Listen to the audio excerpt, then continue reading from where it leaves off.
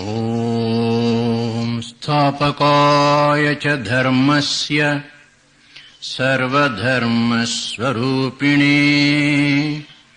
ಅವತಾರ ವರಿಷ್ಠಾಯ ರಾಮಕೃಷ್ಣಾಯ ತೇ ನಮಃ. ರಾಮಾಯ ರಾಮಭದ್ರಾಯ ರಾಮಚಂದ್ರಾಯ ವೇಧಸೇ ರಘುನಾಥಾಯ ನಾಥಾಯ ಸೀತಾಯಾಃ ಪತಯೇ ನಮಃ.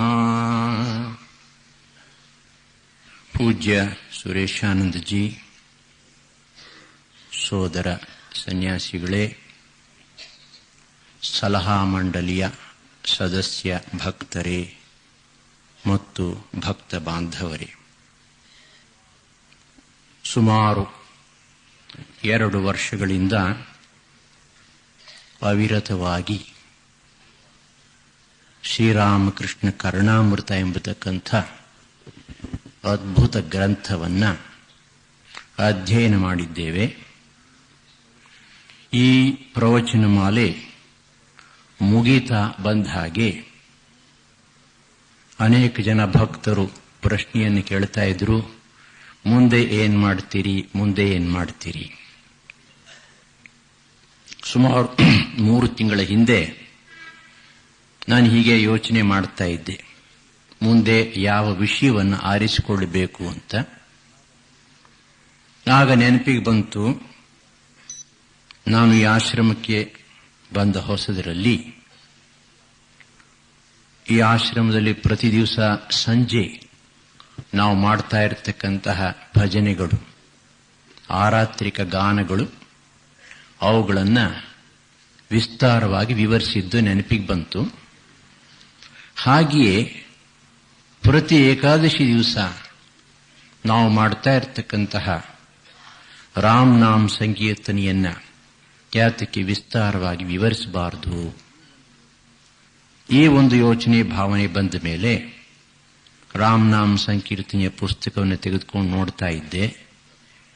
ಶುದ್ಧ ಬ್ರಹ್ಮ ಪರಾತ್ಪರ ರಾಮದಿಂದ ಪ್ರಾರಂಭವಾಗತಕ್ಕಂತಹ 108 ಪಂಕ್ತಿಗಳನ್ನು ಓದಿಕೊಂಡು ಹೋದಾಗ ಮನಸ್ಸಿಗೆ ಸಂತೋಷವಾಯಿತು, ಆಶ್ಚರ್ಯವೂ ಆಯಿತು. ಕೇವಲ 108 ಪಂಕ್ತಿಗಳಲ್ಲಿ ಈ ಮಹಾಪುರುಷ ಪುಣ್ಯಾತ್ಮ ಅದನ್ನು ರಚಿಸಿರ್ತಕ್ಕಂಥವನು ಇಡೀ ವಾಲ್ಮೀಕಿ ರಾಮಾಯಣದ 7 ಕಾಂಡಗಳ ವಿಷಯವನ್ನ ಸಂಗ್ರಹವಾಗಿ ಎಷ್ಟು ಬೇಕೋ ಅಷ್ಟು ತೆಗೆದಿಟ್ಟಿದ್ದಾನಲ್ಲ, ಸಾರಭೂತವಾಗಿ. ಇಂಥ ಆಶ್ಚರ್ಯವಾಯಿತು. ಇದನ್ನೇ ಪ್ರವಚನ ಮಾಲಿಕೆಗೆ ವಿಷಯವಾಗಿ ಆರಿಸಿಕೊಂಡು ಇದನ್ನು ಒಂದು ನಿಮಿತ್ತವಾಗಿ ಮಾಡಿಕೊಂಡು ಇಡೀ ವಾಲ್ಮೀಕಿ ರಾಮಾಯಣದ ಒಂದು ಸಿಂಹಾವಲೋಕನವನ್ನು ಮಾಡೋಣ. ಮಾಡ್ತಾ ಮಾಡ್ತಾ ಅದರ ಜೊತೆಗೇನೆ ಪ್ರಸಿದ್ಧವಾಗಿರತಕ್ಕಂತಹ ಇತರ ರಾಮಾಯಣಗಳು, ಅಧ್ಯಾತ್ಮ ರಾಮಾಯಣ, ಆನಂದ ರಾಮಾಯಣ, ಅದ್ಭುತ ರಾಮಾಯಣ, ಯೋಗ ವಾಸಿಷ್ಠ ಇತ್ಯಾದಿ ಗ್ರಂಥಗಳಿಂದಲೂ ಕೂಡ ಶ್ಲೋಕಗಳನ್ನು ಉದ್ಧಾರ ಮಾಡಿ ಈ ಪ್ರವಚನ ಮಾಲಿಕೆಯನ್ನು ಮಾಡಿದ ಪಕ್ಷದಲ್ಲಿ ಹೆಚ್ಚು ಜನ ಭಕ್ತರಿಗೆ ಅದು ಅನುಕೂಲವಾಗುತ್ತೆ ಎಂಬತಕ್ಕಂಥ ದೃಷ್ಟಿಯನ್ನಿಟ್ಟುಕೊಂಡು ಈ ವಿಷಯವನ್ನು ಆರಿಸಿಕೊಂಡಿದೆ ಪ್ರವಚನ ಮಾಲಿಕೆಗೆ. ಕೆಲವು ಭಕ್ತರು ಹೇಳ್ತಾ ಇದ್ರು, ಸುಮ್ಮನೆ ಸಪ್ಪೆಯಾಗಿ ಪ್ರವಚನ ಮಾಲಿಕೆಯನ್ನು ಪ್ರಾರಂಭ ಮಾಡೋದು ಬೇಡ, let us start with a bang, ಇದಕ್ಕಾಗಿ ಒಂದು ಉದ್ಘಾಟನಾ ಸಮಾರಂಭವನ್ನು ಮಾಡಿದರೆ ಚೆನ್ನ ಆಗಬಹುದು ಅಂತ ಹೇಳಿ ಆ ಸಂದರ್ಭದಲ್ಲಿ ಪೂಜ್ಯ ಸುರೇಶಾಂಜಿಯವರು ನಾನು ಕೇಳಿಕೊಂಡಾಗ ಅವರು ತುಂಬ ಕೆಲಸ ಇದ್ದರೂ ಕೂಡ ಮೈಸೂರಿನಲ್ಲಿ ಅದನ್ನೆಲ್ಲ ಪಕ್ಕದಲ್ಲಿಟ್ಟು ನನ್ನ ಮೇಲಿನ ಪ್ರೀತಿಯಿಂದ ಬಂದು ಈ ಪ್ರವಚನ ಮಾಲಿಕೆಯನ್ನು ಈಗ ತಾನೇ ಉದ್ಘಾಟಿಸಿದ್ದಾರೆ ಮತ್ತು ಸಮಯೋಚಿತವಾಗಿ ರಾಮಾಯಣಕ್ಕೆ ಮತ್ತು ಶ್ರೀರಾಮಚಂದ್ರನಿಗೆ ಸಂಬಂಧಪಟ್ಟಂತಹ ಕೆಲವು ಮಾತುಗಳನ್ನು ನಿಮ್ಮ ಮುಂದೆ ಇಟ್ಟಿದ್ದಾರೆ. ಈಗಾಗಲೇ ಅವರು ತಮ್ಮ ಉಪೋದ್ಘಾತ ಭಾಷಣದಲ್ಲಿ ಒಂದು ವಿಷಯವನ್ನು ಪ್ರಸ್ತಾಪಿಸಿದರು. ರಾಮಕೃಷ್ಣ ಮಠದ ಮತ್ತು ಮಿಷನ್ನಿನ ಎಲ್ಲ ಶಾಖೆಗಳಲ್ಲಿಯೂ ಕೂಡ ಏಕಾದಶಿಯ ದಿವಸ ರಾಮನಾಮ ಸಂಕೀರ್ತನೆಯನ್ನು ಹಾಡ್ತಾ ಇದೆ. ಇದರ ಗುಟ್ಟೇನು? ಯಾವಾಗಿನಿಂದ ಈ ಒಂದು ಸಂಪ್ರದಾಯ ಪ್ರಾರಂಭವಾಯಿತು? ಯಾತಕ್ಕೋಸ್ಕರ ಪ್ರಾರಂಭವಾಯಿತು? ಇದರ ಹಿನ್ನೆಲೆ ಏನು? ಬ್ರಹ್ಮಾನಂದ ಸ್ವಾಮೀಜಿಯವರು ಯಾರು ಈ ಆಶ್ರಮದ ಹೊಸ ಕಟ್ಟಡವನ್ನು 1909 ಇಸ್ವಿಯಲ್ಲಿ ಉದ್ಘಾಟನೆ ಮಾಡಿದ್ದರೋ ಮತ್ತು ರಾಮಕೃಷ್ಣ ಮಠದ ಪ್ರಪ್ರಥಮ ಅಧ್ಯಕ್ಷರಾಗಿದ್ದರೋ, ಶ್ರೀರಾಮಕೃಷ್ಣ ಪರಮಹಂಸರ ಮಾನಸ ಪುತ್ರರು ಅಂತ ಪ್ರಸಿದ್ಧರಾಗಿದ್ದರು, ಅವರು ದಕ್ಷಿಣ ದೇಶಕ್ಕೆ ಬಂದಾಗ ತಮಿಳುನಾಡಿನಲ್ಲಿ ಎಲ್ಲಿಯೋ ಒಂದು ಕಡೆ ಈ ಶುದ್ಧ ಬ್ರಹ್ಮ ಪರಾತ್ಪರ ರಾಮ ಹಾಡ್ತಾ ಇದ್ದನ್ನು ಕೇಳಿದ್ರಂತೆ.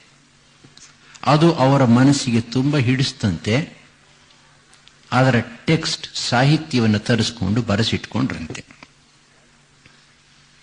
ಬರೆಸ್ಕೊಂಡು ಅದನ್ನು ತಮ್ಮ ಶಿಷ್ಯರಲ್ಲಿ ಸಂಗೀತ ಶಾಸ್ತ್ರದಲ್ಲಿ ವಿದ್ವಾಂಸರಾಗಿದ್ದಂತಹ, ಶ್ರೀಯುಕ್ತ ಕಂಠದಿಂದ ಚೆನ್ನಾಗಿ ಹಾಡಬಲ್ಲಂತಹ ಸ್ವಾಮಿ ಅಂಬಿಕಾನಂದಜಿಯವರಿಗೆ ಅದನ್ನು ಕೊಟ್ಟು ರಾಗ ಸಂಯೋಜನೆ ಮಾಡಿಸಿದ್ರಂತೆ. ಅದುವರೆಗೂ ಹಾಡ್ತಾ ಇದ್ದದ್ದು, ಇಂದಿಗೂ ಕೂಡ ಅನೇಕ ಕಡೆ ಹಾಡ್ತಾ ಇರತಕ್ಕಂತಹದ್ದು ಶುದ್ಧ ಬ್ರಹ್ಮ ಪರಾತ್ಪರ ಆ ರಾಗ ಇದೆ ನೋಡಿ, ಸಪ್ಪೆ ರಾಗ. ಅದು ಕೇಳಿದ್ರೆ ನಿದ್ದೆ ಬಂದ್ಬಿಡುತ್ತೆ ನಿಮಗೆ, ಅಂಥ ರಾಗ ಅದು. ಅಂಬಿಕಾನಂದರು ಸ್ವತಃ ಸಂಗೀತ ವಿದ್ವಾಂಸರಾಗಿದ್ದರಿಂದ ಬಹಳ ಸೊಗಸಾಗಿರ್ತಕ್ಕಂತಹ ರಾಗವನ್ನು ಸಂಯೋಜನೆ ಮಾಡಿದ್ರು. ತಿಲಕ್ ಕಾಮೋದ್ ಅಂತ ಹೆಸರು ಅದಕ್ಕೆ. ಜಯ ರಘುಕುಲಪತಿ ರಾಮಚಂದ್ರ ಅನ್ನೋ ಹಾಡನ್ನು ನೀವೆಲ್ಲ ಹಾಡ್ತೀರಿ, ಅದೇ ರಾಗ. ಇದರ ಜೊತೆಗೆ ಬೇರೆ ಕೆಲವು ಸ್ತೋತ್ರಗಳನ್ನು ಕೂಡ ಸೇರಿಸಿಕೊಂಡು ಈ ರಾಮನಾಮದ ಭಜನೆಯನ್ನು ಮಾಡತಕ್ಕಂಥ ಒಂದು ಸಂಪ್ರದಾಯವನ್ನು ತಂದರು. ಮತ್ತೊಮ್ಮೆ ಅವರು ಕಾಶಿಯಲ್ಲಿರಬೇಕಾದ್ರೆ ಕಾಶಿಯ ಅದ್ವೈತಾಶ್ರಮದಲ್ಲಿ ರಾಮನಾಮ ಸಂಕೀರ್ತನೆ ಭಜನೆ ನಡೀತಾ ಇದೆ ಬ್ರಹ್ಮಾನಂದಜಿಯವರ ಸಮ್ಮುಖದಲ್ಲಿ. ಅವತ್ತು ಏಕಾದಶಿ.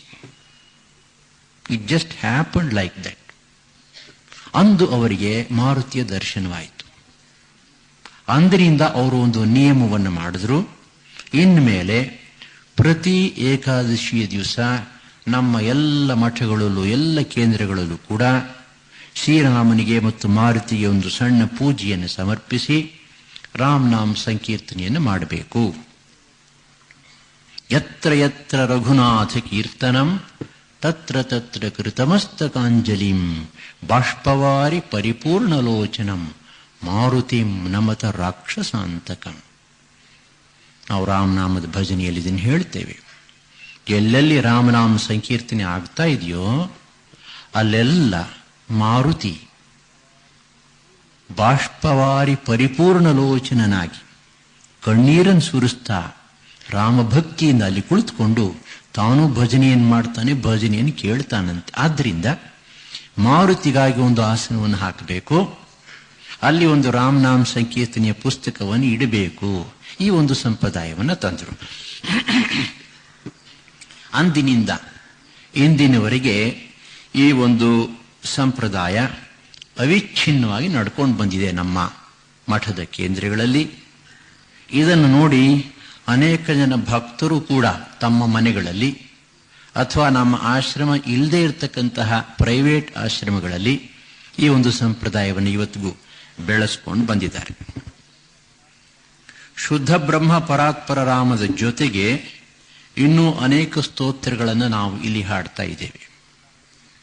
ನಮ್ಮ ಸಂಪ್ರದಾಯದಲ್ಲಿ ನಾವು ಹಾಡ್ತಾ ಇರತಕ್ಕಂತಹ ರಾಮನಾಮ ಸಂಕೀರ್ತನೆಯ ಅಂಗಗಳು ಹೀಗಿವೆ. ಮೊಟ್ಟ ಮೊದಲನೆಯದು ಶ್ರೀನಾಥೇ ಜಾನಕೀನಾಥೇ. ಬೆಂಗಳೂರಿನ ಆಶ್ರಮದಲ್ಲಿ ಇದನ್ನು ಬಿಟ್ಬಿಟ್ಟಿದೆ ಅನೇಕ ವರ್ಷಗಳಿಂದ. ಈಗ ಮತ್ತೆ ರಾಮನವಮಿಯಿಂದ ಅದನ್ನು ಮತ್ತೆ ಹಾಡ್ಲಿಕ್ಕೆ ಪ್ರಾರಂಭ ಮಾಡ್ತಾ ಇದ್ದೇವೆ. ಹೊಸ ಜ್ಯೋತಿಲಿ ಇದನ್ನು ಅಚ್ಚು ಹಾಕಿಸಿದೆ. ಹನುಮನ್ ನಾಟಕ ಎಂಬತಕ್ಕಂತಹ ಗ್ರಂಥದಿಂದ ಇದನ್ನು ತೆಗೆದುಕೊಂಡಿದ್ದಾರೆ. ಎರಡನೆಯದು ಸ್ತವ ವರ್ಣಾನಾಂ ಅರ್ಥ ಸಂಘಾನಾಂ ಅಂತ ಪ್ರಾರಂಭವಾಗುತ್ತೆ. ತುಳಸಿದಾಸರ ರಾಮಚರಿತ ಮಾನಸದಲ್ಲಿ ಪ್ರತಿಯೊಂದು ಕಾಂಡದ ಪ್ರಾರಂಭದಲ್ಲಿ ಸಂಸ್ಕೃತದಲ್ಲಿ ಕೆಲವು ಶ್ಲೋಕಗಳನ್ನು ರಚಿಸಿದ್ದಾರೆ. ಅದನ್ನೆಲ್ಲ ಒಟ್ಟಾಗಿ ಸೇರಿಸಿ ಇಲ್ಲಿ ಸ್ತವ ಎಂಬತಕ್ಕಂಥ ಹೆಸರಿನಿಂದ ಅಚ್ಚು ಮಾಡಿಸಿದೆ. ಈ ಎರಡನ್ನು ಕೂಡ ಕಾಲಕ್ರಮೇಣ ಭಜನ್ ಮಂಡಳಿಯವರಿಗೆ ಮತ್ತು ಭಕ್ತರಿಗೆ ಹೇಳಿಕೊಡ್ತೇವೆ. ರಾಮನವಮಿಯಿಂದ ಈ ಭಜನೆಯಲ್ಲಿ ಇದನ್ನು ಕೂಡ ಸೇರಿಸ್ಕೊಳ್ಳಾಗುತ್ತೆ. ಮೂರನೇದು ನಾನ್ಯಾ ಸ್ಪೃಹ ರಘುಪತಿ ತಾನೇ ಹಾಡಿದ್ವಿ. ಇದು ಕೂಡ ತುಳಸಿದಾಸರ ರಾಮಾಯಣದಲ್ಲಿ ಬರುತ್ತೆ. ಇದಾದ ನಂತರ ಶುದ್ಧ ಬ್ರಹ್ಮ ಪರಾತ್ಪರ ರಾಮ 108 ಪಂಕ್ತಿಗಳು. ಇಷ್ಟು ಸೊಗಸಾಗಿರತಕ್ಕಂತಹ ಸಾಹಿತ್ಯವನ್ನ ರಚನೆ ಮಾಡಿದವರು ಯಾರು ಅನ್ನೋ ಪ್ರಶ್ನೆ ಬಂತು. ಅನೇಕ ವರ್ಷಗಳ ಹಿಂದೆ ನಾನು ಈ ಪ್ರಶ್ನೆಯನ್ನ ಪೂಜ್ಯ ಸ್ವಾಮಿ ತ್ಯಾಗೀಶಾನಂದಜಿಯವರಿಗೆ ಹಾಕಿದಾಗ ಅವರು ಉತ್ತರ ಕೊಟ್ಟದ್ದು ಇವತ್ತಿಗೂ ನೆನಪಿದೆ. ನಾನು ಕೇಳಿದ್ದೀನಪ್ಪ, ಸುಮಾರು 150 ವರ್ಷಗಳ ಹಿಂದೆ ತಮಿಳುನಾಡುವಿನಲ್ಲಿದ್ದಂತಹ ಸುಪ್ರಸಿದ್ಧ ವಿದ್ವಾಂಸರೊಬ್ಬರು, ಸಂಸ್ಕೃತ ವಿದ್ವಾಂಸರೊಬ್ಬರು, ಅವರ ಹೆಸರು ಸುಬ್ರಹ್ಮಣ್ಯ ಅಯ್ಯರ್ ಅಂತೆ. ಅವರು ಇದನ್ನು ರಚನೆ ಮಾಡಿದ್ದು ಅಂತ ನಾನು ಯಾರಿಂದಲೂ ಕೇಳಿದ್ದೇನೆ. ಆದರೆ ಹೆಚ್ಚು ಮಾಹಿತಿ ವಿವರ ಇಲ್ಲ.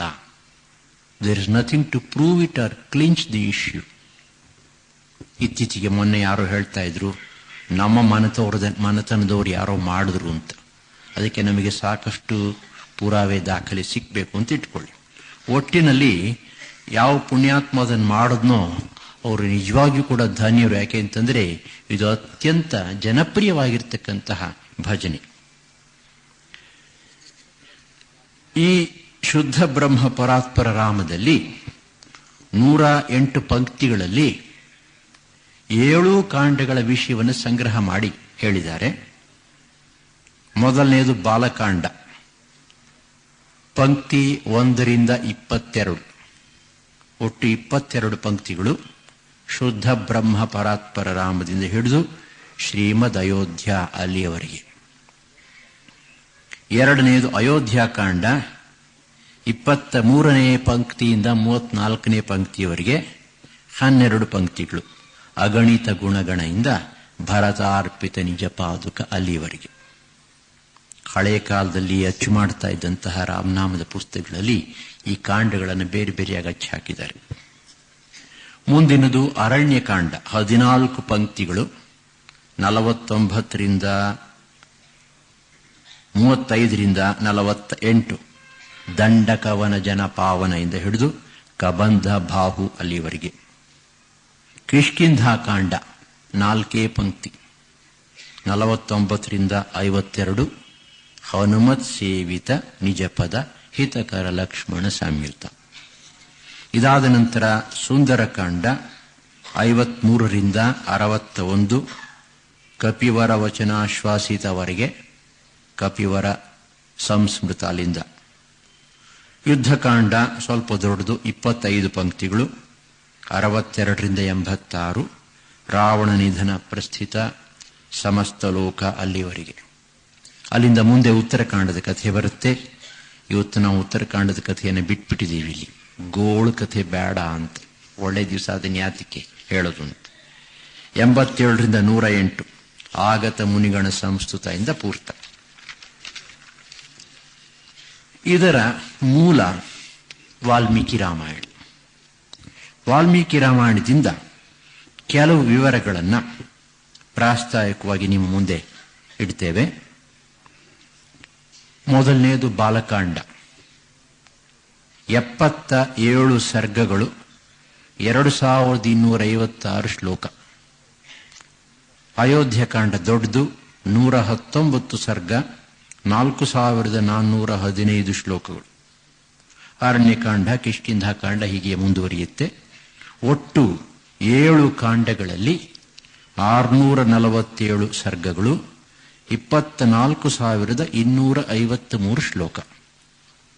ಸ್ವಲ್ಪ ಲೆಕ್ಕದ ಸಂಖ್ಯೆ ಹೆಚ್ಚು ಕಡಿಮೆ ಆಗಬಹುದು ಅಂತ ಇಟ್ಕೊಳ್ಳಿ. ವಿದ್ವಾನ್ ರಂಗನಾಥ್ ಶರ್ಮಾ ಅವರು ಬಹಳ ಸೊಗಸಾಗಿ ರಾಮಾಯಣವನ್ನು ಅನುವಾದ ಮಾಡಿ ಈ ಅನೇಕ ವಿವರಗಳನ್ನು ಉಪೋದ್ಘಾತದಲ್ಲಿ ಕೊಟ್ಟಿದ್ದಾರೆ. ಈ ರಾಮಾಯಣವನ್ನ ನಮ್ಮ ಸಂಪ್ರದಾಯದಲ್ಲಿ ಆದಿಕಾವ್ಯ ಅಂತ ಕರೀತೇವೆ, ವಾಲ್ಮೀಕಿಯನ್ನ ಆದಿಕವಿ ಅಂತ ಕರೀತೇವೆ. ನಿಷಾದನಿಗೆ ಶಾಪ ಕೊಡುವಾಗ ಶ್ಲೋಕ ರೂಪದಲ್ಲಿ ಬಂತಂತೆಯೇ ಆ ಶಾಪ. ವಾಲ್ಮೀಕಿ ಮುನಿಗಳಿಗೆ ಆಶ್ಚರ್ಯವಾಯಿತಂತೆ, ಇದೇನಿದು, ನನ್ನ ಬಾಯಿಂದ ಸಾಮಾನ್ಯವಾಗಿರ್ತಕ್ಕಂತಹ ಮಾತು ಬರಲಿಲ್ಲ, ಛಂದೋಬದ್ಧವಾಗಿರ್ತಕ್ಕಂತಹ ಶ್ಲೋಕರೂಪವಾಗಿರ್ತಕ್ಕಂತಹ ಮಾತು ಬಂತಲ್ಲ ಅಂತ ಆಶ್ಚರ್ಯಪಡ್ತಾ ಇದ್ದಾಗ ನಾರದ ಮಹರ್ಷಿಗಳು ಬಂದು ರಾಮಾಯಣವನ್ನು ರಚನೆ ಮಾಡಬೇಕು ಅಂತ ಆದೇಶ ಮಾಡಿದ್ರು. ಸಾಕ್ಷಾತ್ ಚತುರ್ಮುಖ ಬ್ರಹ್ಮನೇ ಬಂದು ಆಶೀರ್ವಾದ ಮಾಡಿದ. ಇದರ ಫಲವಾಗಿ ಇಡೀ ರಾಮನ ಕಥೆಯನ್ನ ಅವರು ದಿವ್ಯ ದೃಷ್ಟಿಯಲ್ಲಿ ಕಂಡು ಈ ಒಂದು ಗ್ರಂಥವನ್ನು ರಚಿಸಿದಿರುವಂತ ಕಥೆ, ಸಂಪ್ರದಾಯದ ಕಥೆ. ಈ ಆದಿಕಾವ್ಯ ಕಾವ್ಯವಾದರೂ ಕೂಡ ಶಾಸ್ತ್ರವನ್ನ ಮತ್ತು ಚರಿತ್ರೆಯನ್ನ ಎರಡನ್ನೂ ಒಳಗೊಂಡಿದೆ ಅಂತ ಡಿ.ವಿ.ಜಿಯವರು ಪ್ರಸ್ತಾವನೆಯಲ್ಲಿ ಹೇಳ್ತಾರೆ. ಇದು ಶಾಸ್ತ್ರಕ್ಕೆ ಶಾಸ್ತ್ರವೂ ಹೌದು, ಚರಿತ್ರೆಗೆ ಚರಿತ್ರೆಯೂ ಹೌದು. ಭಕ್ತಿ ಸಂಪ್ರದಾಯದಲ್ಲಿ ರಾಮಾಯಣಕ್ಕೆ ಪ್ರಧಾನವಾಗಿರ್ತಕ್ಕಂಥ ಒಂದು ಸ್ಥಾನವನ್ನು ಕೊಟ್ಟಿದ್ದಾರೆ. ಅನೇಕ ವಿಷಯಗಳಲ್ಲಿ ರಾಮಾಯಣದ ವಾಕ್ಯಗಳನ್ನು ಪ್ರಮಾಣವಾಗಿ ಉದಾಹರಿಸೋದು ಕೂಡ ಉಂಟು. ಇದು ಕಾವ್ಯವಾದ್ರಿಂದ ಸಾಮಾನ್ಯವಾಗಿ ಕಾವ್ಯಗಳಲ್ಲಿ ಕಂಡು ಬರ್ತಕ್ಕಂತಹ ನವರಸಗಳನ್ನು ಇಲ್ಲಿ ನೋಡ್ತೇವೆ. ಮನೋರಂಜನೆ ಆಗುತ್ತೆ, ಆದರೆ ಮನೋರಂಜನೆಯ ಜೊತೆಗೆ ನಮ್ಮ ಹೃದಯವನ್ನ, ನಮ್ಮ ಮನಸ್ಸನ್ನ, ನಮ್ಮ ಜೀವನ ಮೇಲಕ್ಕೆ ಎತ್ತತಕ್ಕಂಥ ಒಂದು ಅದ್ಭುತ ಶಕ್ತಿ ಉಂಟು. ಇದನ್ನು ನಾವು ನೆನಪಿನಲ್ಲಿ ಇಟ್ಕೋಬೇಕು. ಹಿಂದೂ ಸಂಸ್ಕೃತಿಯ ಒಂದು ವೈಶಿಷ್ಟ್ಯ ಅಂತಂದ್ರೆ ಯಾವುದನ್ನು ಮಾಡಿದ್ರೂ ಕೂಡ ಅದಕ್ಕೂ ಧರ್ಮಕ್ಕೂ ಹೇಗೋ ಒಂದು ಗಂಟನ್ನು ಹಾಕ್ತಾ ಇದ್ರು ನಮ್ಮ ಹಿರಿಯರು. ಸ್ವಾಮಿ ವಿವೇಕಾನಂದರು ಇದನ್ನು ಪದೇ ಪದೇ ಒತ್ತಿ ಹೇಳ್ತಾರೆ. ಭಾರತ ದೇಶದ ಆಧಾರ ಸ್ವರ ಅಂತಂದ್ರೆ ರಿಲಿಜನ್, ಧರ್ಮ. ಒಂದ್ ಕಡೆ ತಮಾಷೆ ಹೇಳ್ತಾರೆ, A Hindu eats religiously, sleeps religiously, even steels religiously ಅಂತ ಹೇಳ್ತಾರೆ. ಧರ್ಮವನ್ನು ಬಿಟ್ಟು ಬದುಕಲಿಕ್ಕೆ, ಬಾಳಲಿಕ್ಕೆ ಸಾಧ್ಯವೇ ಇಲ್ಲ. ಆದ್ರಿಂದ ಹಿಂದಿನ ಕಾಲದಲ್ಲಿ ಪುರಾಣಾದಿಗಳ ಮೂಲಕ ಜನಸಾಮಾನ್ಯರಿಗೆ ವಿದ್ಯಾಭ್ಯಾಸವನ್ನು ಮಾಡಿಸ್ತಾ ಇದ್ದಂತಹ ಕಾಲದಲ್ಲಿ ಮನೋರಂಜನೆಗೆ ಬೇಕಾದಂತಹ ವಿಷಯಗಳಲ್ಲದೆ ವ್ಯಾವಹಾರಿಕ ಜೀವನದಲ್ಲಿ ಉಪಯುಕ್ತವಾಗತಕ್ಕಂತಹ ವಿಷಯಗಳನ್ನು ಅಲ್ಲದೆ ಜೊತೆಯಲ್ಲೇ ನೈತಿಕ ಆಧ್ಯಾತ್ಮಿಕ ಉನ್ನತಿಗೆ ಕಾರಣವಾಗತಕ್ಕಂತಹ ವಿಷಯಗಳನ್ನು ಕೊಡ್ತಾ ಇದ್ರು. ಶುಗರ್ ಕೋಟೆಡ್ ಪಿಲ್ ಅಂತ ಹೇಳ್ತಾರೆ. ನೇರವಾಗಿ ನಾವು ಔಷಧಿಯನ್ನು ಕೊಟ್ಟರೆ ಕಹಿಯಾಗುತ್ತೆ, ನುಂಗಲಿಕ್ಕೆ ಕಷ್ಟವಾಗುತ್ತೆ. ಒಂದು ಕಥೆಯ ಜೊತೆಗೆ, ಒಂದು ಜೀವನ ಚರಿತ್ರೆಯ ಜೊತೆಗೆ, ಒಂದು ದೃಷ್ಟಾಂತ ಜೊತೆಗೆ ಅದನ್ನು ಕೊಟ್ಟರೆ ಬಹಳ ಬೇಗ ಮನಸ್ಸಿಗೆ ಹೋಗುತ್ತದು, ಆಳವಾಗಿ ಮನಸ್ಸಿನಲ್ಲಿ ನಿಲ್ಲುತ್ತೆ. ಆದ್ರಿಂದ ವಾಲ್ಮೀಕಿ ಮಹರ್ಷಿಗಳು ಏನ್ ಮಾಡಿದ್ರು, ಶ್ರೀರಾಮನ ಚರಿತ್ರೆಯನ್ನು ಹೇಳುವಾಗ ಅದರ ಜೊತೆಯಲ್ಲೇ ಮನೋರಂಜನೆಗೆ ಅನುಕೂಲವಾಗತಕ್ಕಂತಹ ವಿಷಯಗಳನ್ನ, ಕಥೆಗಳನ್ನು ಹೇಳ್ತಾ ಇದ್ರು. ಈ ದೃಷ್ಟಿಕೋನವನ್ನ, ಆಧ್ಯಾತ್ಮಿಕ ದೃಷ್ಟಿಕೋನವನ್ನ, ನೈತಿಕ ಆಧ್ಯಾತ್ಮಿಕ ತತ್ವಗಳನ್ನ ತರುವುದನ್ನು ಮರೀಲಿಲ್ಲ ಅವರು. ರಾಮಾಯಣ ಅನ್ನುವ ಶಬ್ದವನ್ನು ನಿರ್ವಚನೆ ಮಾಡ್ತಾರೆ ಹಿರಿಯರು. ರಾಮಸ್ಯ ಅಯನಂ ವೃತ್ತಂ ಚರಿತಂ.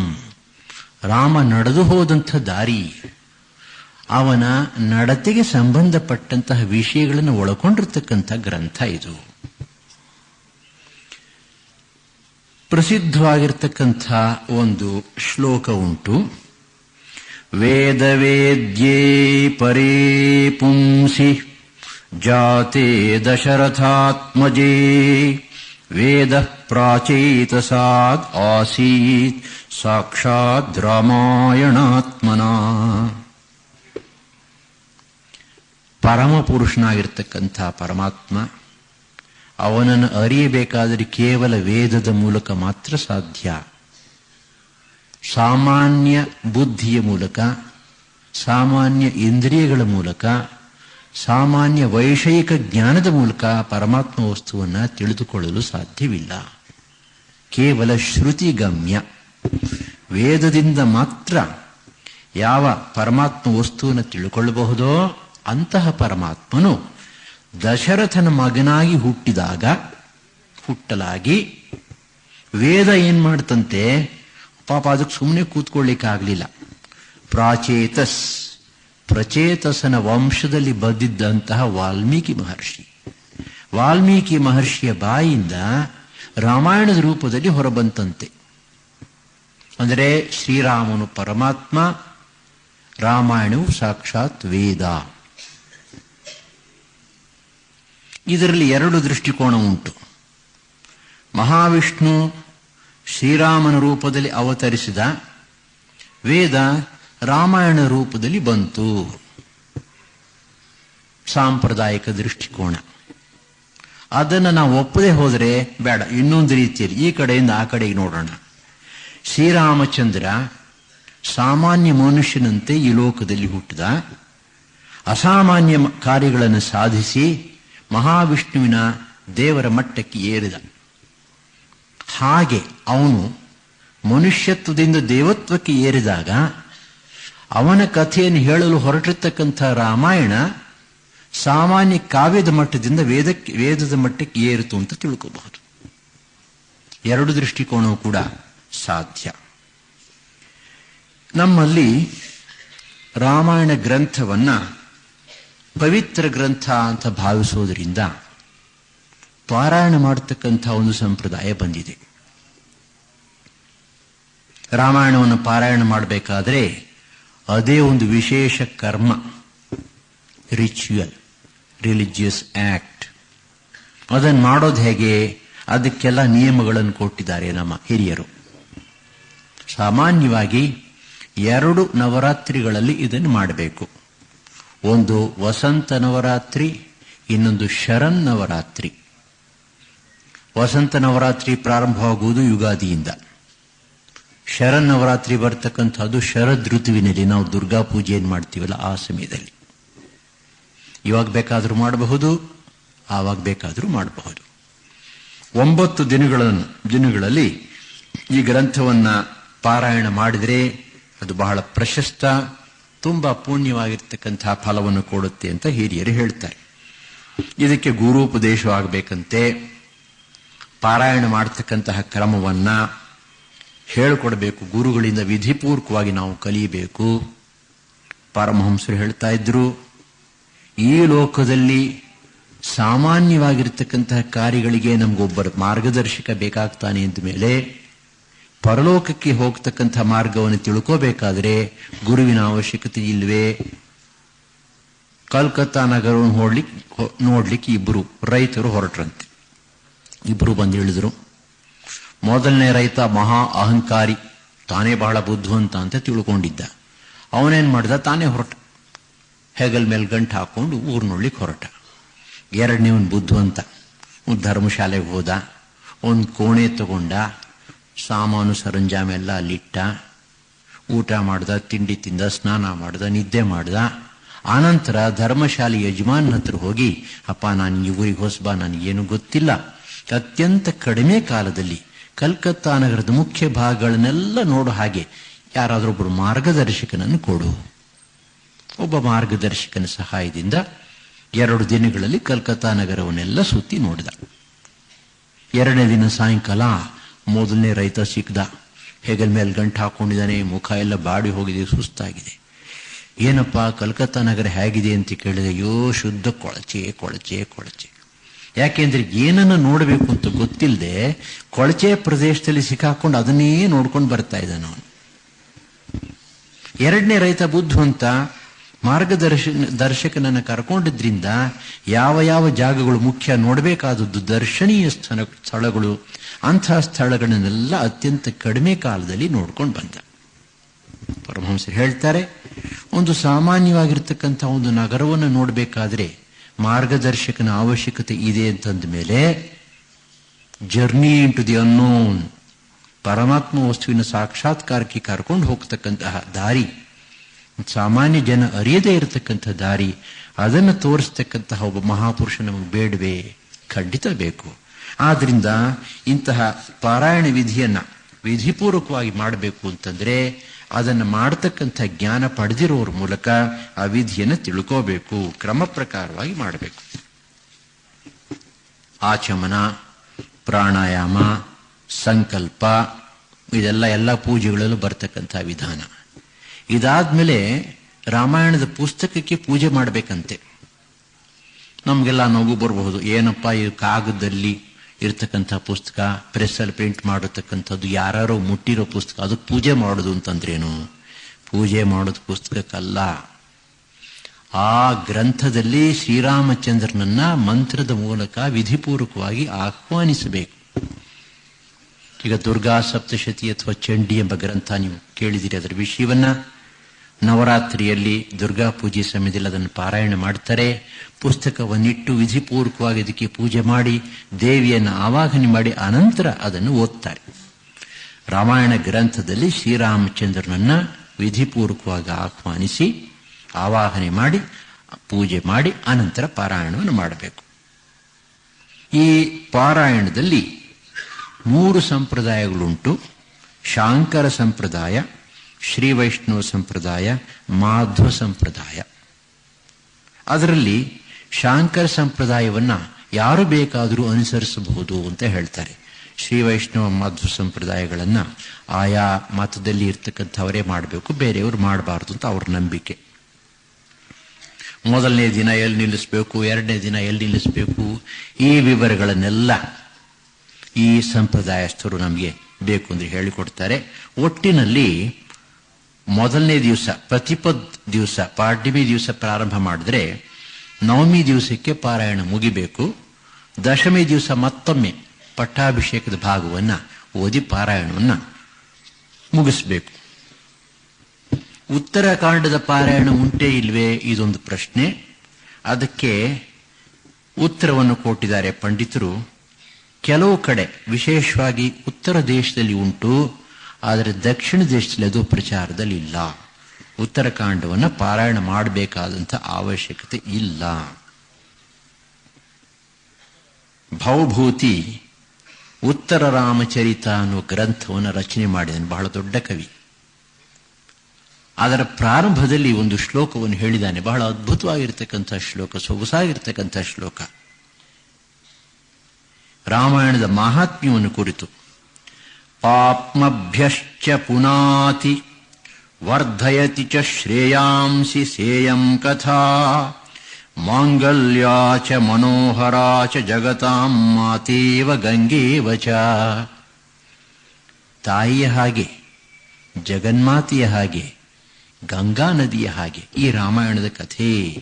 ಪಾಪ್ಮಭ್ಯಶ್ಚ ಪುನಾತಿ. ರಾಮಾಯಣವನ್ನು ಪಾರಾಯಣ ಮಾಡಿದರೆ ಪಾಪಗಳಿಂದ ನಮ್ಮನ್ನ ರಕ್ಷಿಸುತ್ತೆ, ಪಾಪಗಳನ್ನು ನಾಶ ಮಾಡಿ ನಮ್ಮನ್ನು ಪರಿಶುದ್ಧವಾಗಿ ಮಾಡುತ್ತೆ. ವರ್ಧಯತಿ ಚ ಶ್ರೇಯಾಂಸಿ, ನಮ್ಮ ಶ್ರೇಯಸ್ಸನ್ನು ಹೆಚ್ಚಿಸುತ್ತೆ. ಕಠೋಪನಿಷತ್ತಿನಲ್ಲಿ ಯಮಧರ್ಮರಾಯ ನಚಿಕೇತನಿಗೆ ಉಪದೇಶ ಮಾಡುವಾಗ ಕೊಡ್ತಕ್ಕಂಥ ಮೊಟ್ಟ ಮೊದಲನೇ ಉಪದೇಶವೇ ಇದು. ಶ್ರೇಯಶ್ಚ ಪ್ರೇಯಶ್ಚ ಮನುಷ್ಯಂ ಏತಃ ತೌ ಸಂಪರೀತ್ಯ ವಿವಿನಕ್ತಿ ಧೀರಃ. ಪ್ರತಿಯೊಬ್ಬ ಮನುಷ್ಯನ ಜೀವನದಲ್ಲೂ ಕೂಡ ಶ್ರೇಯಸ್ಸು ಪ್ರೇಯಸ್ಸು ಎರಡೂ ಅವನ ಎದುರಿಗೆ ನಿಂತಿರುತ್ತವಂತೆ. ನನ್ನನ್ನು ಸ್ವೀಕರಿಸು, ನನ್ನನ್ನು ಸ್ವೀಕರಿಸು. ಪ್ರೇಯಸ್ಸು ಅಂತಂದ್ರೆ ಕಣ್ಣಿಗೆ ನೋಡಲು ಚಂದವಾಗಿರ್ತಕ್ಕಂಥದ್ದು, ನೋಡಿದ ಕೂಡಲೇ ಮನಸ್ಸನ್ನು ಆಕರ್ಷಿಸ್ತಕ್ಕಂಥದ್ದು, ಪ್ರಿಯವಾಗಿರ್ತಕ್ಕಂಥದ್ದು, ಅರ್ಥಾತ್ ಇಂದ್ರಿಯ ಸುಖ ಭೋಗಗಳು.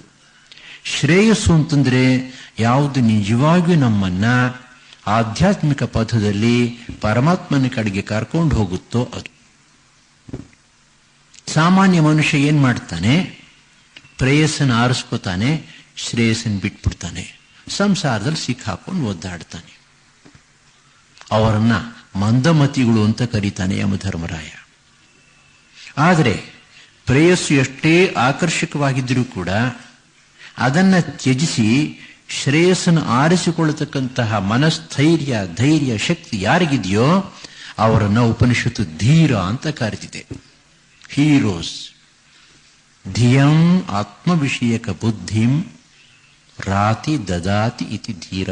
ಶಂಕರಾಚಾರ್ಯರು ಹೇಳ್ತಾರೆ, ಧೀರ ಅಂತಂದ್ರೆ ಆತ್ಮಜ್ಞಾನಿ, ಪ್ರಜ್ಞಾವಂತ. ಆತ್ಮವಿಷಯಕವಾದ ಜ್ಞಾನವನ್ನು ತಾನು ಸಂಪಾದಿಸಿಕೊಂಡು ಇತರರಿಗೂ ಕೂಡ ಅದನ್ನು ಕೊಡತಕ್ಕಂತಹ ಶಕ್ತಿಯುಳ್ಳವನು ಧೀರ.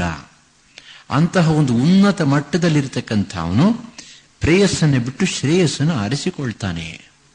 ಆ ಶ್ರೇಯಸ್ಸು ನಮಗೆ ಅನಾಯಾಸವಾಗಿಯೇ ದೊರಕುತ್ತೆ ರಾಮಾಯಣದ ಕಥೆಯನ್ನು ಪಾರಾಯಣ ಮಾಡಿದ ಪಕ್ಷದಲ್ಲಿ, ಓದಿದ ಪಕ್ಷದಲ್ಲಿ. ಯಾಕೆ ಅಂತಂದ್ರೆ ಎಲ್ಲಿವರೆಗೆ ನಾವು ರಾಮಾಯಣವನ್ನು ಓದ್ತಾ ಇರ್ತೀವೋ ಅಲ್ಲಿವರೆಗೆ ನಮ್ಮ ಮನಸ್ಸು ಶ್ರೀರಾಮಚಂದ್ರನಲ್ಲಿ ಕೇಂದ್ರೀಕೃತವಾಗುತ್ತೆ. ಶ್ರೀರಾಮಚಂದ್ರ ಯಾರು? ವೇದವೇದ್ಯೆ ಪರೇ ಪುಂಸಿ ಅಂತ ಹೇಳಿದಾಗೆ ಶ್ರುತಿಗಳಿಂದ ತಿಳಿದು ಬರತಕ್ಕಂತಹ ಪರಮ ಪುರುಷ. ಎಷ್ಟು ಕಾಲ ನಮ್ಮ ಮನಸ್ಸು ಪರಮ ಪುರುಷನಲ್ಲಿ ಏಕಾಗ್ರವಾಗಿರುತ್ತೋ ಅಷ್ಟು ಕಾಲವೂ ಕೂಡ ನಮ್ಮ ಮನಸ್ಸು ಶುದ್ಧವಾಗಿರುತ್ತೆ. ತನ್ಮೂಲಕ ನಮ್ಮ ಹೃದಯ ಶುದ್ಧವಾಗಿ ಆತ್ಮ ಸಾಕ್ಷಾತ್ಕಾರಕ್ಕೆ ಹಾದಿಯಾಗುತ್ತೆ, ದಾರಿಯಾಗುತ್ತೆ, ನಾಂದಿಯಾಗುತ್ತೆ ಅದು. ಆದ್ದರಿಂದ ಶ್ರೇಯಾಂಸಿ ವರ್ಧಯತಿ, ನಮ್ಮ ಶ್ರೇಯಸ್ಸನ್ನು ಹೆಚ್ಚಿಸ್ತಾ ಹೋಗುತ್ತೆ. ಮಾಂಗಲ್ಯಾಚ ಮನೋಹರಾಚ ಜಗತಾಂ, ಕೇವಲ ವೈಯಕ್ತಿಕವಾಗಿ ಅಲ್ಲ, ಇಡೀ ಜಗತ್ತಿಗೆ ಮಂಗಳವನ್ನು ತಂದುಕೊಡ್ತಕ್ಕಂತಹ ಶಕ್ತಿ, ಜಗತ್ತಿನ ಜನರೆಲ್ಲರ ಮನಸ್ಸನ್ನು ಅಪಹರಿಸತಕ್ಕಂತಹ ಶಕ್ತಿ ಈ ಕಥೆಗೆ ಉಂಟು. ಮಾತೇವ ಗಂಗೇವಚ, ಪ್ರತಿಯೊಬ್ಬ ಮನುಷ್ಯ ವ್ಯಕ್ತಿಗೂ ಕೂಡ ತನ್ನ ತಾಯಿಯನ್ನು ಕಂಡ್ರೆ ಪ್ರೀತಿ, ವಿಶ್ವಾಸ, ಶ್ರದ್ಧೆ ಬರುತ್ತೆ.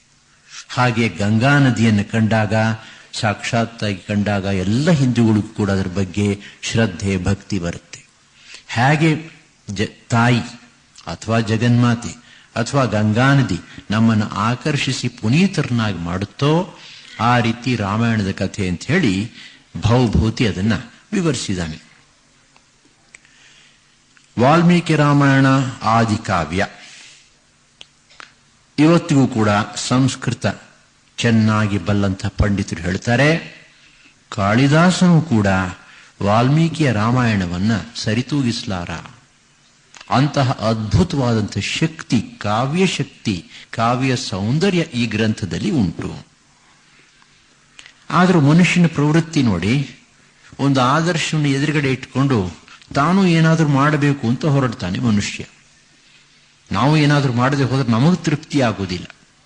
ಈ ವಾಲ್ಮೀಕಿ ರಾಮಾಯಣವನ್ನ, ಆದಿ ಕಾವ್ಯವನ್ನು ಆದರ್ಶವಾಗಿ ಇಟ್ಕೊಂಡು ಅನೇಕ ಜನ ರಾಮಾಯಣವನ್ನ ರಚಿಸಿದ್ದಾರೆ. ಅನೇಕ ರಾಮಾಯಣಗಳನ್ನ ಸುರೇಶಾಂಜಿಯವರು ತಿಣಿಕಿದನು ಫಣಿರಾಯ ಅಂತ ದೃಷ್ಟಾಂತವನ್ನು ಕೊಟ್ಟರು. ಸಂಸ್ಕೃತದಲ್ಲಿ ಇರತಕ್ಕಂತಹ ಅನೇಕ ರಾಮಾಯಣಗಳಲ್ಲಿ ಕೆಲವು ಅಧ್ಯಾತ್ಮ ರಾಮಾಯಣ, ಯೋಗ ವಾಸಿಷ್ಠ ರಾಮಾಯಣ, ಆನಂದ ರಾಮಾಯಣ, ಅದ್ಭುತ ರಾಮಾಯಣ ಮತ್ತು ಕಾಳಿದಾಸನ ರಘುವಂಶ. ಇತರ ಭಾಷೆಗಳಲ್ಲಿ ರಾಮಚರಿತ್ ಮಾನಸ್ ತುಳಸಿದಾಸರದು, ಕಂಬ ರಾಮಾಯಣ, ಬಂಗಾಳದಲ್ಲಿ ಪ್ರಸಿದ್ಧವಾಗಿರ್ತಕ್ಕಂಥ ಕೃತ್ತಿವಾಸ ರಾಮಾಯಣ, ಕನ್ನಡದಲ್ಲಿ ತೊರವೆ ರಾಮಾಯಣ, ಇತ್ತೀಚೆಗೆ ಕುವೆಂಪು ರಚಿಸಿರ್ತಕ್ಕಂಥ ರಾಮಾಯಣ ದರ್ಶನ. ಮತ್ತೊಂದು ಸ್ವಾರಸ್ಯಕರವಾಗಿರ್ತಕ್ಕಂಥ ಸಂಗತಿ ಅಂತಂದ್ರೆ, ರಾಮಾಯಣದ ಪ್ರಭಾವ ಭಾರತ ದೇಶದಲ್ಲಿ ಮಾತ್ರವಲ್ಲದೆ ಹೊರಗಡೆ ದೇಶಗಳಲ್ಲೂ ಕೂಡ ಹರಡಿದೆ. ಉದಾಹರಣೆಗೆ ಜಾವಾ, ಇಂಡೋನೇಷಿಯಾದಲ್ಲಿರತಕ್ಕಂಥ ಒಂದು ದ್ವೀಪ. ಜಾವಾದಲ್ಲಿ ಹೆಚ್ಚು ಕಡಿಮೆ ಹಿಂದೂ ಸಂಸ್ಕೃತಿ ಇವತ್ತಿಗೂ ಕೂಡ ಅಚ್ಚಳಿಯದೆ ಉಳಿದುಕೊಂಡು ಬಂದಿದೆ. Malaysia, Philippines, Thailand, Laos, Burma, Japan, Nepal, Sri Lanka, ಎಲ್ಲ ಕಡೆಯೂ ಕೂಡ ಒಂದಲ್ಲ ಒಂದು ರೀತಿಯಲ್ಲಿ ರಾಮಾಯಣದ ಕಥೆ ಪ್ರಚಲಿತವಾಗಿದೆ. ಒಂದಲ್ಲ ಒಂದು ರೀತಿಯಲ್ಲಿ ಆ ದೇಶದ ಕಟ್ಟಡಗಳ ಮೇಲೆ, ಶಿಲ್ಪಕಲೆಯ ಮೇಲೆ, ನೃತ್ಯದ ಮೇಲೆ, ಗಾನದ ಮೇಲೆ ರಾಮಾಯಣದ ಪ್ರಭಾವ ಆಗಿದೆ. ಕೆಲವು ವರ್ಷಗಳ ಹಿಂದೆ ಭಾರತ ಸರ್ಕಾರದವರು ಈ ರಾಮಾಯಣವನ್ನು ಕುರಿತಂತಹ ಒಂದು ಸೆಮಿನಾರ್ ಮಾಡಿದ್ರು. ಪ್ರಪಂಚದ ವಿವಿಧ ಭಾಗಗಳಿಂದ ರಾಮಾಯಣವನ್ನು ವಿಶೇಷವಾಗಿ ಅಧ್ಯಯನ ಮಾಡಿದ್ದಂತಹ ಪಂಡಿತರು ಬಂದು ಅಲ್ಲಿ ತಮ್ಮ ತಮ್ಮ ಪೇಪರ್ಗಳನ್ನು ಪ್ರೆಸೆಂಟ್ ಮಾಡಿದ್ರು, ಲೇಖನಗಳನ್ನು. ಅದನ್ನು ಒಂದು ಗ್ರಂಥ ರೂಪದಲ್ಲಿ ಕೂಡ ಭಾರತ ಸರ್ಕಾರದವರು ತಂದಿದ್ದಾರೆ. ಡಾಕ್ಟರ್ ವಿ ರಾಘವನ್ ಅದಕ್ಕೆ ಅಧ್ಯಕ್ಷರಾಗಿದ್ದರು. ಬಹಳ ಸೊಗಸಾಗಿರ್ತಕ್ಕಂಥ ಗ್ರಂಥ. ಅದನ್ನು ನೋಡಿದರೆ ರಾಮಾಯಣದ ಪ್ರಭಾವವನ್ನು ತಿಳ್ಕೊಂಡು ಆಶ್ಚರ್ಯ ಪಡ್ತೇವೆ ನಾವು.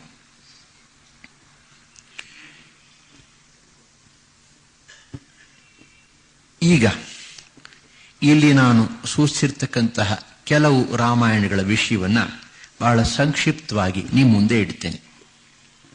ಅಧ್ಯಾತ್ಮ ರಾಮಾಯಣ ಅತ್ಯಂತ ಜನಪ್ರಿಯವಾಗಿರ್ತಕ್ಕಂಥ ರಾಮಾಯಣ. ಇದು ಗಾತ್ರದಲ್ಲಿ ಚಿಕ್ಕದು, ಆದರೆ ಕಾವ್ಯದ ದೃಷ್ಟಿಯಿಂದ, ಶೈಲಿಯ ದೃಷ್ಟಿಯಿಂದ, ದರ್ಶನಶಾಸ್ತ್ರದ ದೃಷ್ಟಿಯಿಂದ ಅತ್ಯುತ್ತಮವಾಗಿರ್ತಕ್ಕಂಥ ಗ್ರಂಥ. ಸಾಂಪ್ರದಾಯಿಕರ ಪ್ರಕಾರ ಇದು ಬ್ರಹ್ಮಾಂಡ ಪುರಾಣದ ಭಾಗ ಅಂತ ಹೇಳ್ತಾರೆ. ಸಾಕ್ಷಾತ್ ವೇದವ್ಯಾಸರೇ ರಚಿಸಿದ್ದು ಅಂತ.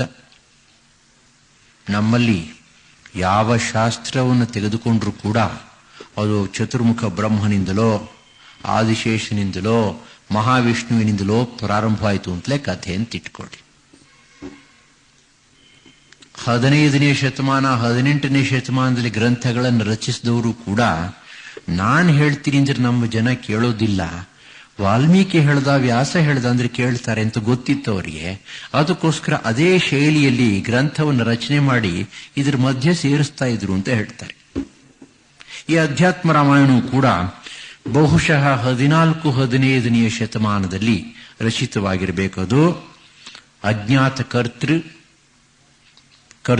ಎಲ್ಲೂ ತನ್ನ ಹೆಸರನ್ನು ಹೇಳಿಕೊಂಡಿಲ್ಲ, ವಾಲ್ಮೀಕಿ ಹೆಸರಲ್ಲೇ ಅದನ್ನ ಪ್ರಚಲಿತವಾಗಿ ಮಾಡಿದ್ದಾರೆ. ಈ ಗ್ರಂಥದಲ್ಲಿ 7 ಕಾಂಡಗಳುಂಟು. ಯುದ್ಧ ಕಾಂಡವನ್ನು ಮಾತ್ರ ಅವರು ಲಂಕಾಕಾಂಡ ಅಂತ ಕರೆದಿದ್ದಾರೆ. 65 ಸರ್ಗಗಳು, 4200 ಶ್ಲೋಕ. ಬಹಳ ಸೊಗಸಾಗಿರ್ತಕ್ಕಂಥ ಗ್ರಂಥ ಇದು. ಇದನ್ನ ತಪಸ್ಯಾಂಜಿಯವರು ಇಂಗ್ಲಿಷ್ಗೆ ಅನುವಾದ ಮಾಡಿದ್ದಾರೆ. ಕನ್ನಡಕ್ಕೆ ಹೊಳೆ ನರಸೀಪುರದ ಕಡೆಯಿಂದ ಅನುವಾದಿತವಾಗಿದೆ. ಹಿಂದಿ ಭಾಷೆಯಲ್ಲೂ ಕೂಡ ಅದರ ಅನುವಾದ ಸಿಕ್ಕುತ್ತೆ. ಬಹಳ ಸರಳವಾಗಿ ಸುಲಭವಾಗಿರ್ತಕ್ಕಂಥ ಸಂಸ್ಕೃತ. ಎಲ್ಲರೂ ಕೂಡ ಅದನ್ನ ಸ್ವಲ್ಪ ಮಟ್ಟಿಗೆ ಸಂಸ್ಕೃತ ಜ್ಞಾನ ಇರತಕ್ಕಂಥವರು ಕೂಡ ಅದನ್ನ ಓದಿ ಆನಂದಿಸಬಹುದು. ಇದು ಪ್ರಾರಂಭವಾಗೋದೇನೆ ಶಿವ ಮತ್ತು ಪಾರ್ವತಿ ಇವರ ಸಂವಾದದ ರೂಪದಲ್ಲಿ. ಶಿವನು ರಾಮನ ಭಕ್ತ, ರಾಮನು ಶಿವನ ಭಕ್ತ. ಇದನ್ನು ನಾವು ಕಾಣ್ತೇವೆ. ರಾಮಚರಿತ್ ಮಾನಸದಲ್ಲೂ ಕೂಡ ಅದೇ ಭಾವನೆಯನ್ನು ಕಾಣ್ತೇವೆ. ನೀವು ರಾಮಾಯಣದ ಟಿವಿ ನೋಡಿರಬಹುದು, ಅದರಲ್ಲೂ ಕೂಡ ಈ ಭಾವನೆಯನ್ನು ಅಲ್ಲಲ್ಲಿ ತಂದಿದ್ದಾರೆ. ಅದಕ್ಕೆ ಚಾರಿತ್ರಿಕವಾಗಿ ಒಂದು ಕಾರಣ ಇದ್ದಿರಬಹುದು. ಶೈವ ಶಾಕ್ತ ಪಂಥದವರಿಗೂ ವೈಷ್ಣವ ಪಂಥದವರಿಗೂ ಕೂಡ ವಿರಸವಾಗಿದ್ದಂತಹ ಸಂದರ್ಭದಲ್ಲಿ ಬಹುಶಃ ಜಗಳ ಆಡ್ತಾ ಇದ್ರು ಅಂತ ಕಾಣುತ್ತೆ. ಅಂತಹ ಸಂದರ್ಭದಲ್ಲಿ ಋಷಿಗಳು, ಮುನಿಗಳು, ಪಂಡಿತರು, ಪ್ರಜ್ಞಾವಂತರು ಇಬ್ಬರನ್ನು ಒಟ್ಟಾಗಿ ಸೇರಿಸಲಿಕ್ಕಾಗಿ ಇಂತಹ ಗ್ರಂಥಗಳನ್ನು ರಚಿಸಿರಬಹುದು. ಈ ಭಾವನೆಯನ್ನು ತಂದಿರಬಹುದು. ಏಕೋ ದೇವ ಕೇಶವೋ ವಾ ಶಿವೋ ವಾ ಭರ್ತೃಹರಿ ಹೇಳ್ತಾನೆ. ಆದ್ದರಿಂದ ಇಲ್ಲಿ ಶಿವ ಪಾರ್ವತಿಯರ ಸಂವಾದ ರೂಪದಲ್ಲಿ ಈ ರಾಮಾಯಣ ಪ್ರಾರಂಭವಾಗುತ್ತೆ. ಅದರ ಮೊಟ್ಟ ಮೊದಲನೇ ಶ್ಲೋಕ ಬಹಳ ಅದ್ಭುತವಾಗಿದೆ. ಶ್ರೀರಾಮಚಂದ್ರನ ಪ್ರಾರ್ಥನೆಯನ್ನ ಒಳಗೊಂಡಿರತಕ್ಕಂತಹ ಶ್ಲೋಕ. ಈ ಒಂದು ಗ್ರಂಥದ ವೈಶಿಷ್ಟ್ಯ ಏನು ಅಂತಂದ್ರೆ, ಶ್ರೀರಾಮಚಂದ್ರ ಸಾಕ್ಷಾತ್ ಪರಬ್ರಹ್ಮನೇ, ದೇವರೇ, ಈ ಭಾವನೆ ಮೊದಲಿನಿಂದ ಕೊನೆಯವರೆಗೂ ಉಂಟು. ಇದಕ್ಕೆ ಅನುಸಾರವಾಗಿ ವಾಲ್ಮೀಕಿ ರಾಮಾಯಣದಿಂದ ಕೆಲವು ಘಟನೆಗಳನ್ನ ಭಿನ್ನವಾಗಿರ್ತಕ್ಕಂಥ ರೀತಿಯಲ್ಲಿ ಈ ಅಧ್ಯಾತ್ಮ ರಾಮಾಯಣ ಗ್ರಂಥಕಾರ ಸೂಚಿಸಿದ್ದಾನೆ. ಉದಾಹರಣೆಗೆ ಮಾಯಾಸೀತೆ ಅಥವಾ ಛಾಯಾಸೀತೆಯ ವಿಷಯ. ಖರ, ದೂಷಣ, ತ್ರಿಶಿರಸ್ಸು ಇವರ ಸಂಹಾರ ಆಗೋಗಿದೆ. ಇನ್ನು ಶೂರ್ಪಣಖಿ ರಾವಣನಿಗೆ ಹೋಗಿ ಕಂಪ್ಲೇಂಟ್ ಕೊಡ್ತಾಳೆ. ರಾವಣ ಬಂದು ಸೀತೆಯನ್ನು ಕದ್ದುಕೊಂಡು ಹೋಗ್ತಾನೆ. ಇದೆಲ್ಲ ರಾಮನಿಗೂ ಗೊತ್ತಿದೆ, ಸೀತೆಗೂ ಗೊತ್ತಿದೆ, ರಾವಣನಿಗೂ ಗೊತ್ತಿದೆ ಈ ಕಥೆಯ ಪ್ರಕಾರ, ಈ ರಾಮಾಯಣದ ಪ್ರಕಾರ. ಸೊ ಶ್ರೀರಾಮಚಂದ್ರ ಗುಟ್ಟಾಗಿ ಸೀತೆಯನ್ನು ಕರೆದು ಹೇಳ್ತಾನೆ, ನೋಡು, ರಾವಣ ಮಹಾಭಕ್ತ, ಅವನು ಬಹಳ ಬೇಗ ನನ್ನಿಂದಲೇ ಸಂಹೃತನಾಗಿ ನನ್ನ ಪಾದ ಪದ್ಮವನ್ನು ಸೇರ್ಕೋಬೇಕು ಅಂತ ಮಾಡಿಬಿಟ್ಟಿದ್ದಾನೆ. ನೀನೇನು ಬರ್ತಾನೆ ನೀನನ್ನು ಅಪಹರಿಸಲಿಕ್ಕೆ. ಆದರೆ ಪರಿಶುದ್ಧಳಾಗಿರ್ತಕ್ಕಂಥ ಸೀತೆಯನ್ನ ರಾವಣ ಅಪಹರಿಸುವುದು ಸಾಧ್ಯವಿಲ್ಲ. ಆದರೆ ರಾವಣನ ಇಚ್ಛೆಯೂ ಕೂಡ ನೆರವೇರಬೇಕು. ಆದ್ದರಿಂದ ನೀನು ಅಗ್ನಿ ಪ್ರವೇಶ ಮಾಡಿಬಿಡು, ನಿನ್ನ ಛಾಯಾ ಸೀತೆಯನ್ನು ಆಚೆ ಬಿಟ್ಬಿಡು ಅಂತ ಹೇಳ್ತಾನೆ. ಇದು ಪಾಪ ಲಕ್ಷ್ಮಣನಿಗೂ ಗೊತ್ತಿಲ್ಲ ಈ ವಿಷಯ. ನೀವು ಅದನ್ನ ರಾಮಾಯಣದ ಟಿವಿನಲ್ಲಿ ನೋಡಿರ್ಬೇಕು. ಕೊನೆಯಲ್ಲಿ ಈ ಭಾಗವನ್ನು ತೋರಿಸಿದ್ದಾರೆ ಅವರು. ಅದರ ಪ್ರಕಾರ ಸೀತೆ ಅಗ್ನಿಯೊಳಗೆ ಹೋಗ್ತಾಳೆ, ಛಾಯಾ ಸೀತೆ ಆಚೆಗೆ ಬರ್ತಾಳೆ. ರಾವಣ ಕದ್ದಿದ್ದು ಮಾಯಾ ಸೀತೆಯನ್ನ, ಛಾಯಾ ಸೀತೆಯನ್ನ. ಕೊನೆಯಲ್ಲಿ ಮತ್ತೆ ಅಗ್ನಿ ಪ್ರವೇಶ ಮಾಡ್ತಾಳಲ್ಲ ಸೀತೆ, ಆಗ ಛಾಯಾ ಸೀತೆ ಅಗ್ನಿಯೊಳಗೆ ಹೋಗಿ ನಿಜವಾದ ಸೀತೆ ಆಚೆ ಬರ್ತಾಳೆ. ಈ ರೀತಿ ಅಧ್ಯಾತ್ಮ ರಾಮಾಯಣದಲ್ಲಿ ಕೆಲವು ವ್ಯತ್ಯಾಸಗಳನ್ನು ಮಾಡಿಕೊಂಡಿದ್ದಾನೆ ಕವಿ. ಇದರ ಮತ್ತೊಂದು ವೈಶಿಷ್ಟ್ಯ ಅಂತಂದ್ರೆ, ಎಲ್ಲೆಲ್ಲಿ ಸಂದರ್ಭ ಸಿಕ್ಕುತ್ತೋ ಅಲ್ಲೆಲ್ಲ ಶ್ರೀರಾಮಚಂದ್ರನನ್ನು ಕುರಿತಂತಹ ಅದ್ಭುತವಾದ ಸ್ತೋತ್ರಗಳನ್ನು ಕಾಣ್ತೇವೆ. ಜಟಾಯುವಿನ ಸ್ತೋತ್ರ, ಮಾರೀಚನ ಸ್ತೋತ್ರ, ಇವನ ಸ್ತೋತ್ರ, ಅವನ ಸ್ತೋತ್ರ, ಬೇಕಾದಷ್ಟು ಸ್ತೋತ್ರಗಳು ಬರುತ್ತೆ.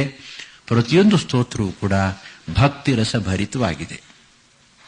ಇದರ ಜೊತೆಗೆ ಶ್ರೀರಾಮಚಂದ್ರ 4 ಸ್ಥಳಗಳಲ್ಲಿ, 4 ಜಾಗಗಳಲ್ಲಿ, 4 ಸಂದರ್ಭಗಳಲ್ಲಿ ವೇದಾಂತದ ಉಪದೇಶವನ್ನು ಮಾಡ್ತಾನೆ. ಅದರಲ್ಲಿ ರಾಮಗೀತೆ ಎಂಬತಕ್ಕಂಥದ್ದು ಬಹಳ ಮುಖ್ಯ ಅಂತ ಇಟ್ಕೊಳ್ಳಿ. ರಾಮಚರಿತ್ ಮಾನಸ್ ಗ್ರಂಥಕಾರನಾಗಿರ್ತಕ್ಕಂತಹ ತುಳಸಿದಾಸ ಅಧ್ಯಾತ್ಮ ರಾಮಾಯಣವನ್ನು ಚೆನ್ನಾಗಿ ಅಧ್ಯಯನ ಮಾಡಿ ಮೊದಲಿನಿಂದ ಕೊನೆಯವರೆಗೂ ಕೂಡ ಅಧ್ಯಾತ್ಮ ರಾಮಾಯಣವನ್ನೇ ತಪ್ಪದೆ ಅನುಸರಿಸಿದ್ದಾನೆ. ಆದ್ದರಿಂದಲೇ ನಮಗೆ ರಾಮಾಯಣದ ಟಿವಿ ನೋಡಿದಾಗ ಇದೇನು ನಾವು ತಿಳಿದ ಹಾಗಿಲ್ವಲ್ಲ ಈ ಕಥೆಯಲ್ಲಿ ಅಂತ ಅನಿಸುತ್ತೆ. ಆದರೆ ರಾಮಚರಿತ್ ಮಾನಸ್ಸನ್ನು ಆಧಾರವಾಗಿ ಇಟ್ಕೊಂಡು ಅವರು ಅದನ್ನು ರಚಿಸಿದ್ರು. ರಾಮಚರಿತ್ ಮಾನಸ್ಸಿಗೆ ಆಧಾರ ಅಧ್ಯಾತ್ಮ ರಾಮಾಯಣ, 2 ಕಥೆಯೂ ಕೂಡ ಒಂದೇ. ಮುಂದಿನ ವಾರದಿಂದ ಈ ಪ್ರವಚನದ ಉಳಿದ ಭಾಗವನ್ನು, ಇತರ ರಾಮಾಯಣಗಳ ವಿಷಯವನ್ನು ಹೇಳಿ ಅನಂತರ ರಾಮನಾಮ ಸಂಕೀರ್ತನೆಯನ್ನ ವಿಸ್ತಾರವಾಗಿ ವಿವರಿಸೋಣ. ಕೆಲವು ಭಕ್ತರು ಕೇಳ್ತಾ ಇದ್ರು, ಕೇವಲ ಶುದ್ಧ ಬ್ರಹ್ಮ ಪರಾತ್ಪರ ರಾಮ ವಿವರಿಸಿದರೆ ಸಾಲದು, ಪ್ರಾರಂಭದಲ್ಲಿ ಕೊನೆಯಲ್ಲಿ ಹೇಳ್ತಕ್ಕಂಥ ಎಲ್ಲಾ ಸ್ತೋತ್ರಗಳನ್ನು ಕೂಡ ವಿವರಿಸಿ ಹೇಳಿ ಅಂತ ಹೇಳ್ತಾ ಇದ್ದಾರೆ. ಹಾಗೆ ಮಾಡೋಣ. ವರ್ಣಾನಾಂ ಅರ್ಥ ಸಂಘಾನಾಂ ಕನಕಾಂಬರ, ಆಮೇಲೆ ಆಪದಾಹರ್ತಾರಂ ಎಲ್ಲ ಸ್ತೋತ್ರಗಳನ್ನು ಕೂಡ ಆದಷ್ಟು ಮಟ್ಟಿಗೆ ವಿಸ್ತಾರವಾಗಿ ವಿವರಿಸೋಣ.